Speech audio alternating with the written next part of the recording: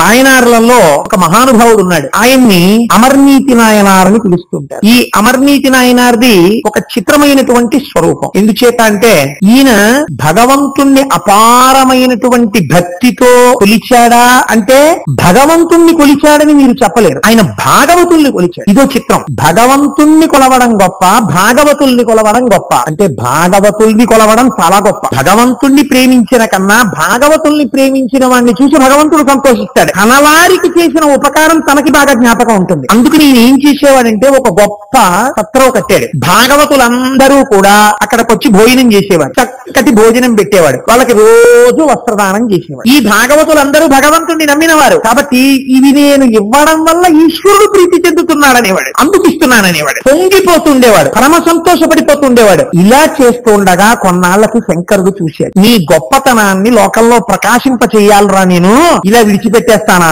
అన్నాడు. ఇదే వినయంతో ఒక్కసారి భగవంతుడు ముందు నిలబడితే ఎలా హృదయంలో దూరి రక్షిస్తాడో చూపించడం అమర్నీతి నాయనారి యొక్క జీవితం. ఒకనాడు శంకరుడు బ్రహ్మచారి రూపంలో వచ్చాడు. ఓ గోచి ఒకటి పెట్టుకుని ఆ దర్భలు చేత్తో పట్టుకున్నాడు. ఓ గొడుగు వేసుకున్నాడు. వామనమూర్తి వచ్చినట్టు వచ్చాడు. వస్తే ఈయన గబగబా ఎదిరిల్లాడు. ఓయ్ రుద్రాక్షమాలలు వేసుకుని భూతి పెట్టుకుని ఎంత అందంగా ఉన్నాయో, ఓయ్ పిల్లడా చాలా సంతోషం, ఇవాళ నువ్వు మా యొక్క సత్రంలో ఉండి కొద్దిగా భోజనం చేసి హాయిగా ఉండి వెళ్ళాలి నాయన.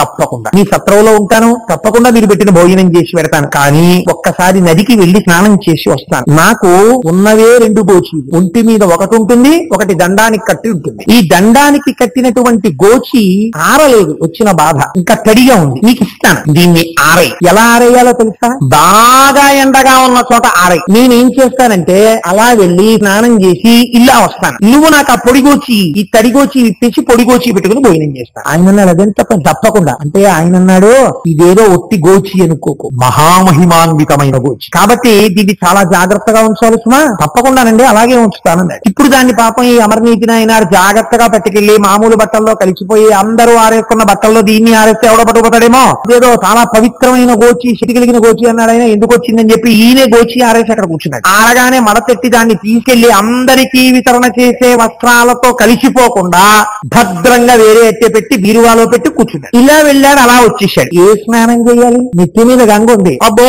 ఒళ్ళంతా తడి చలేస్తోందో, తొందరగా గోచి బట్ట పెట్టుకుంటానని ఆయన లోపలికి వెళ్ళి ఇట్టే వస్తానని వెళ్ళాడు. ఆ గోచియే లేదు, అన్ని ఉన్నాయి. అమ్మ ఆయన చాలా మహిమాన్విత గోచి అన్నాడు. ఇది ఎక్కడ కూడా అని చెప్పేసి ఇల్లు వెతికాడు, వాకిలి వెతికాడు. ఈయనేమో తడి గడగడగడగడగడగడ ఆడిపోతుంటే దిక్కుమాలిన గోచి ఎక్కడ పెట్టావు పట్రా అంటాడు. ఈయన అయ్యా వచ్చేస్తున్నాను, నన్ను మన్నించండి, గోచి కనపడలేదన్నాడు.